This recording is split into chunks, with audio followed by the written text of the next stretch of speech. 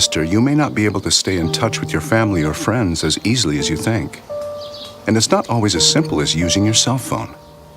That's why now is the time to take action.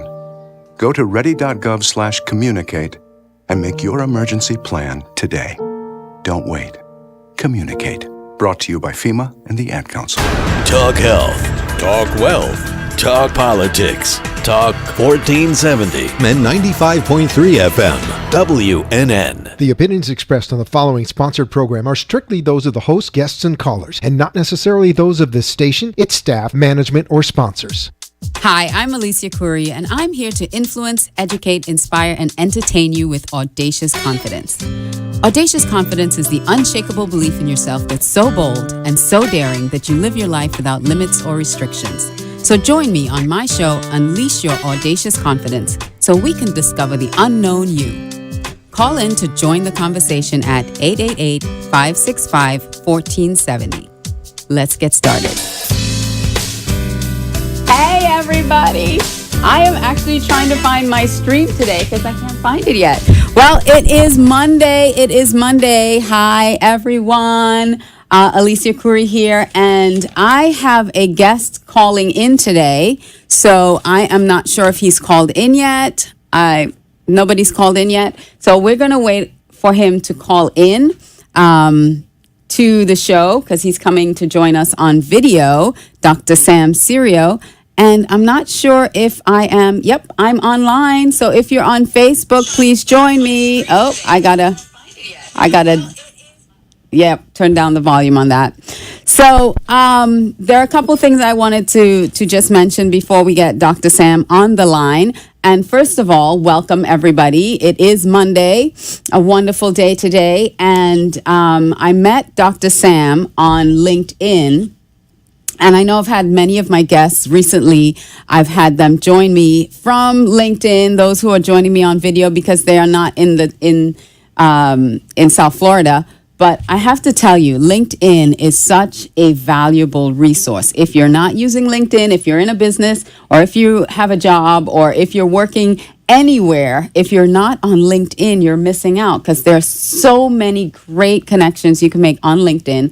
And as a matter of fact, I am hosting one of the best, the greatest, the most phenomenal LinkedIn marketing individuals out there, Wendy Stevens. I am hosting her down here in South Florida. We're going to do a LinkedIn guerrilla marketing and branding workshop, a 2-hour workshop, and it's going to be for free next month, December 5th in Fort Lauderdale. So if you go to my website, acradio.live, you will find a link to register for that event. Please invite your friends, invite anybody you know that wants to know more about LinkedIn and how to really leverage LinkedIn in your business or in your marketplace and how to use these contacts more effectively and efficiently for you. So I'm not sure if Dr. Serio is on. He is on. So let me introduce him. I don't have him on video, but I think he just called in. And so Dr. Sam Serio, he is, like I said, we met on LinkedIn. He's amazing. And if I'm not looking at the camera, it's because I'm just inviting people to watch this amazing interview that we're going to have tonight. He is an award-winning author, an experienced Christian counselor. And he's been helping women, men, and couples on how to heal from sexual wounds or sins. And so he will be sharing secrets on how to unleash your audacious confidence in the midst of an unwanted sexual hurt or unwise sexual habits, which will steal your self-respect, your self-esteem, your future, and your future relationships. So something like that can infiltrate. I was talking to him earlier, and it can infiltrate so many areas of your life that sometimes you develop certain patterns or certain habits that you don't understand, and it can really cause some negative effects in your life. And so did we get Dr. Sirio on the phone? Yes. Sam, are you with us? I am here, yes. You are here with us, but I don't have you on video. Were we having some technical issues with the video?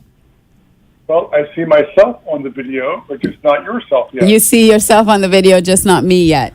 Okay, so maybe we can get that rectified during the course of the interview. But I'm glad that I at least have your voice on. We have you on live, so I'm going to just go ahead with the interview because I don't want to waste any more time because everything you have for us is so amazing and so juicy. So I wanted to ask first of all, did you hear the introduction that I gave?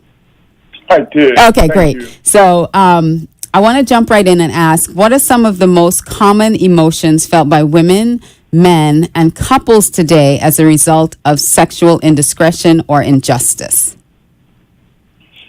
I find so many women and men and couples have the following emotions that are just so detrimental to their relationships and to their confidence. The first one that comes to my mind, Alicia, is just the feeling of being guilty when they're not guilty.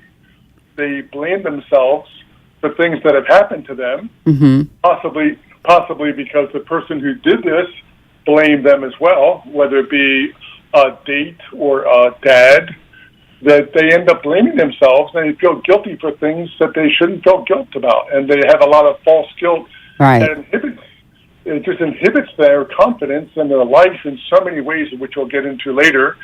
And then some people just feel ashamed. They feel dirty because of what has been done to them, or what has been done by them.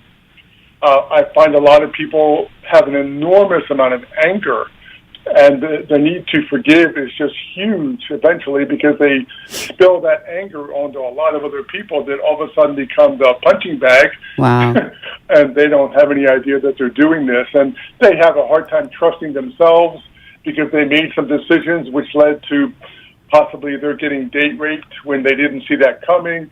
They don't trust other people. They need to grieve. I think that's a huge thing that a lot of people need to grieve over what has happened to them, and until that's done, they're not going to be able to accept it and move forward. So those are just some of the emotions. I think of women and men and couples that don't feel worthy because their wife doesn't want them. They don't want to have sex with them. And the husband feels so alone and so isolated and so unworthy because his wife does not want to have sex with him, or the lady feels dirty because the husband's doing porn instead. So we've got lots of topics to talk about. There's a lot, yeah. So actually, one of the questions that I really wanted to ask you, because this is such a specialized niche, it's such a specialized area, how, when, and why did you choose such an out-of-the-box specialty when it comes to Christian counseling, dealing with, healing sexual hurts? When I was in seminary a while back, one of my professors said to become an expert in one topic of society and one book of the Bible. So I did. And the topic which I chose at that time to become an expert in was that of abortion. This was a while back, and that was the hot topic of the day. So I became a speaker, and I would give all these great guilt and God messages about abortion. And unfortunately, it was heavy on truth, but very light on grace, and that's where I made a big mistake. So ladies would come up to me afterwards, and they would ask me, "Is there any hope? I feel so guilty. I feel so bad." Because it's after the fact. Yeah, and they just lived with this guilt when they realized, the regret that they had, and I didn't know what to say to them at first. I knew how to do truth, but not grace. So I went back to the drawing board and decided that I needed to speak as Jesus would speak in terms of truth and grace. So as I did that, I would hear in the same messages, once I upgraded my skills to make it more balanced, ladies would come up with stories of being molested or being raped, or their husbands doing porn, or all sorts of things that I didn't sign up for. I didn't want to do that at first. I just really wanted to specialize in one topic. So I will never forget one defining story that really answers the question of how I got started and really decided to do this full time. I was interviewing a lady who had been molested when she was young by her dad. And I was in her home, and I was nervous, and she was nervous. We both were nervous. And I was, we were just beginning to speak, and I was trying to understand the emotions and how she felt. And after about 15 minutes, she had shared her story, which we'll get into later. She asked me to leave. She said, "This is too uncomfortable." Wow. My therapist has said when I start getting feelings of anger and rage, that I just need to kind of end the conversation, and so I'm going to have to ask you to leave. And I understood. I said, "I am so sorry if I made you upset in any way." No, it's not you. So she said, "I trust you. I want you to come downstairs. I want to show you something." So I was a little nervous, to say the least, but decided. And I went downstairs, went down the long set of steps, and guess what was there? No idea. A punching bag. So that's how she got her anger out.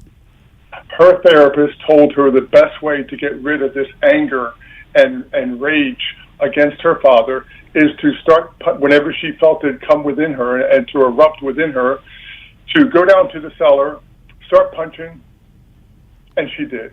And sometimes she would tell me she would punch for hours sometimes, and finally she would kind of fall because she was so tired and just cling to the punching bag and say, "Daddy, why couldn't you have loved me? Why didn't you love me?" And so it really wasn't healing anything. No, and that's where I decided God has a better way than punching a bag, right? And getting angry. Just getting the anger out, right? And there's a better way, and that's when I really decided that I need to be a voice. Nice. God has a much wiser way, but that conversation with Kathy changed my life. Oh wow! All right, well, you know what? We're gonna take a quick break, see if we can get you on video, and we'll be back in just a couple minutes. Stay tuned.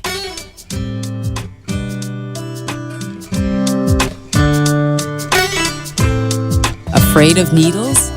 Anxious about going under the knife? Do the words invasive surgery make you queasy to think about? After years of being mistaken for someone in her 20s, Alicia Curry, a mom of 3 in her late 40s, finally got tired of hearing, "You should write a book about why you look so young." So that's exactly what she did. In her book, Age Younger, 21 Tips to Make Your 40s Look Like Your 20s, she outlines 21 of her top tips for looking and feeling decades younger. These tips can easily be implemented into your own lifestyle so you too can make your 40s look like your 20s.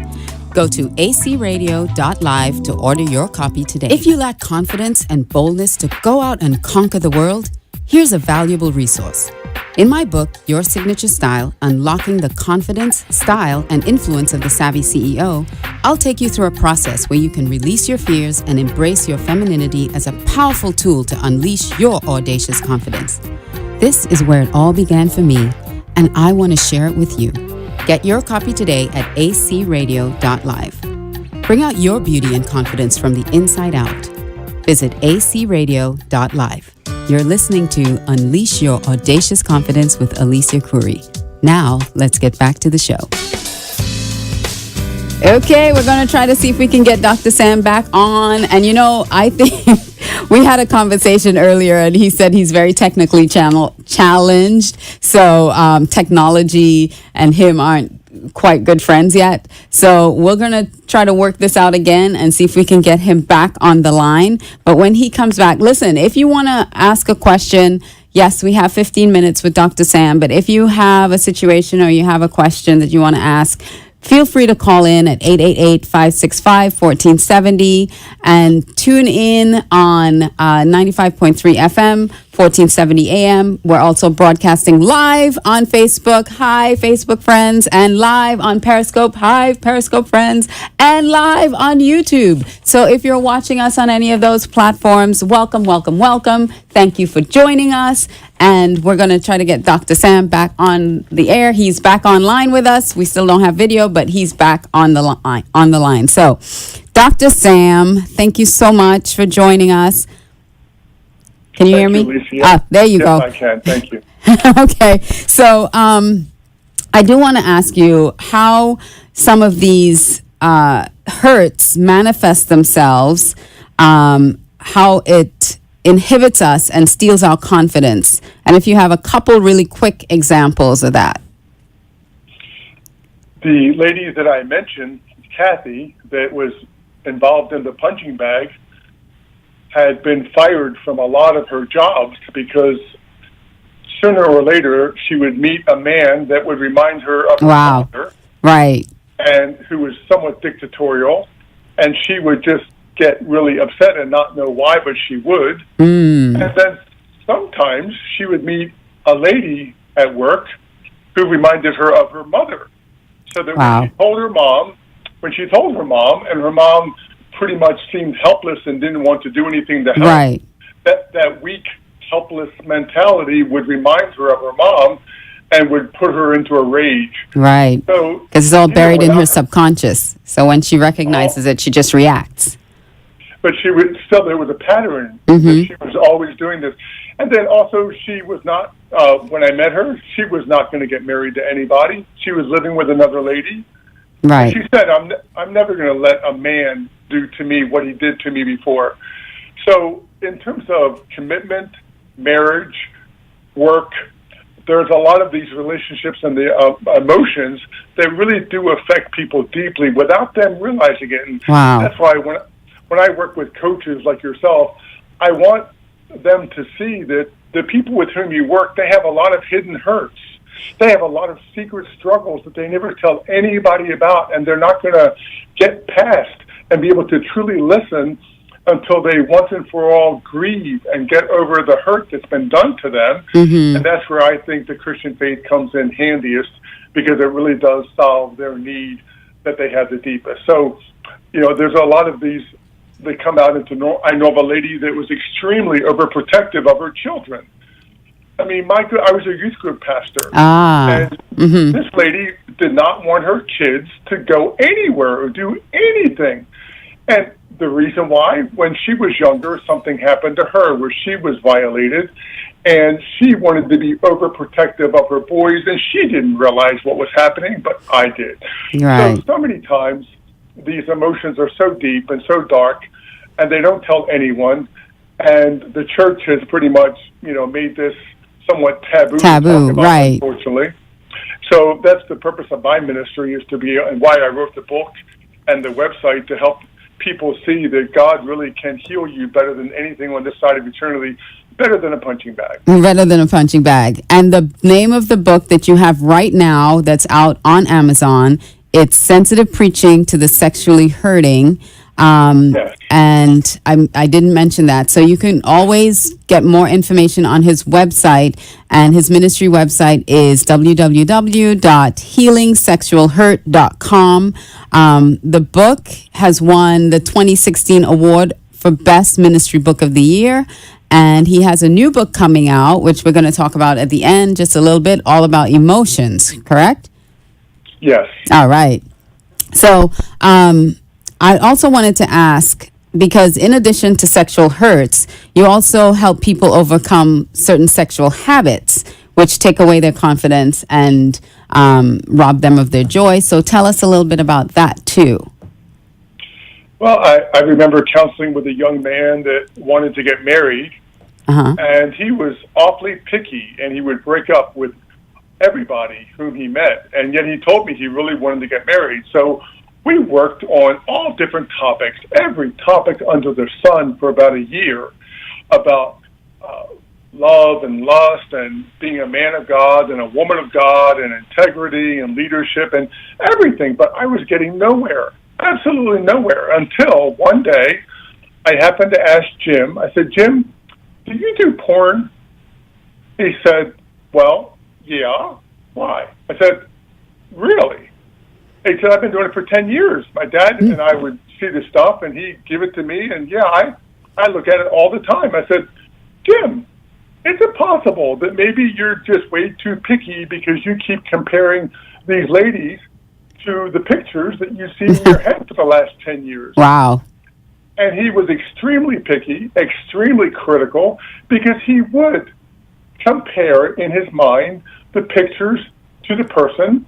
And here, this habit of his was messing up his life because he had a mindset that was more physical than spiritual towards towards people of the opposite sex. Wow. So there was an example where that sexual habit of his, was very detrimental to his normal everyday life. And to what he really wanted, which was to get married to someone who would, share a life with.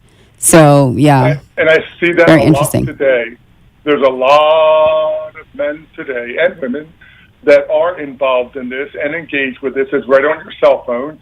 And they don't realize that they have a view towards women which gets them into a lot of trouble, as we see sometimes today. Right. Yeah, And because it we all have started- the whole movement now with the Me Too, the hashtag Me Too. So many men and women, majority of women, but men as well, have been molested or abused in some way, sexually or physically. And so that feeds an appetite for some people. Exactly.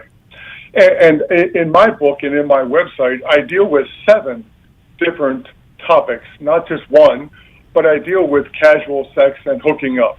Right. I talk about abortion.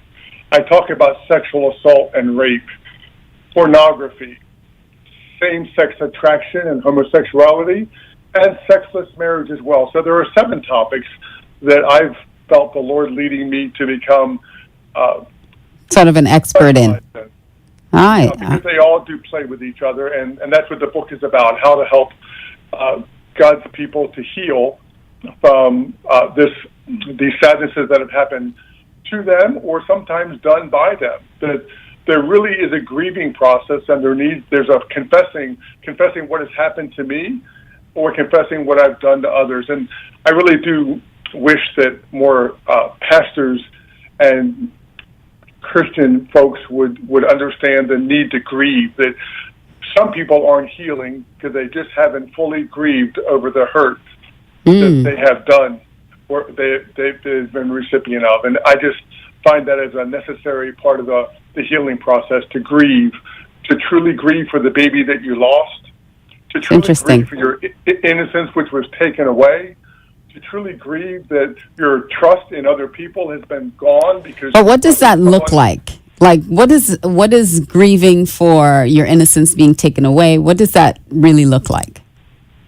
Well, it's really where you begin to see that what has been done to me is not as strong as what has been done for me, and that God views me differently than how other people have treated me or viewed me or have said to me. And I really do see that a person will grieve and will begin to heal when they begin to see what God thinks of them. Right. That God says, you're not dirty. That God says, you're not guilty. That God says, I'll help you forgive. I'll help you grieve. I'll help you trust again. That you are worthy. So part of this healing process, I believe that the Christian faith has the best answers. And also, people need justice. They really do need justice, and that's what the Me Too partially is about. That right. It's to be heard. They want to be heard. And also that there will be justice is very important in the healing process of people, and that's where God comes in again, because he says, I will bring justice. Nothing that's secret will be left unsecret. I will bring justice. I will make all things new. I will set you free from this anger that you have. Right. So we could talk for hours. Yes, I know, and we only have a couple minutes left. So you kind of touched on the last question that I did have for you, which was how does your faith equip you for, helping others overcome some of these obstacles? And you did touch on, allowing God to heal them by showing them that he is not just he's your vengeance. That's what the word says. Right. But also, he's also the healer and the comforter and so many more things. So if you want to elaborate on that, and then we'll talk really quickly about your book. Well, the issue of betrayal is so important here because people that have had these sadnesses done to them have been betrayed. Mm-hmm. They've been betrayed by someone who was supposed to care for them, who was supposed to protect them, who said that they would be with them forever, but they left them after the abortion, or they left them after the rape. And here they made promises, and yet they betrayed the person. And that's a tough pill to swallow. But when I see and help people to see that Jesus gets that, he understands because he was betrayed by his own Judas. Right. He had people who made promises to him, and they said they would be with him forever. And they didn't, and they left him. So God understands all of these emotions, and the scripture says he's close to the brokenhearted. Right. He mends all of our wounds, and he saves those whose spirit is crushed. That's pretty strong language. Yeah. And that's exactly.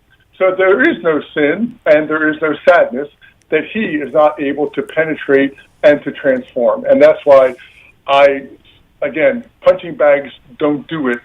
But right. if you want to have a punching bag, let God be your punching bag. I tell people that. He'll take care of it for you. So really quickly, what is the new book? When is it coming out? I am writing another book on the different emotions that are common to sexually wounded people, with the chapter headings of "You're not guilty, you're not dirty, you need to." I will help you grieve. I'll help you trust again. All right. Well, we're wrapping up. I'm getting my cue to wrap up now. I thank you so much. Sorry for the technical difficulties, but thank you again for joining me, Dr. Sirio. You'll have to come back another time. Thank you for watching. Mwah, mwah, mwah, mwah, mwah. I love you all, and I'll see you next Monday.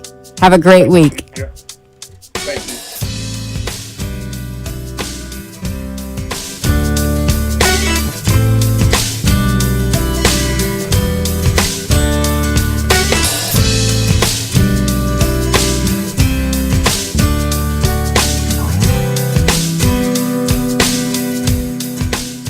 A wise friend always says to me, we have a finite number of minutes to spend. And just like you can only spend $1 once, you can only spend 1 minute once. It's your choice. So I want to thank you from the bottom of my heart for choosing to spend some of your minutes with me on my show. I wish you love, health, and happiness to live your life with audacious confidence. I love you, and we'll see you next time. The opinions expressed on the preceding sponsored program were strictly those of its host, guests,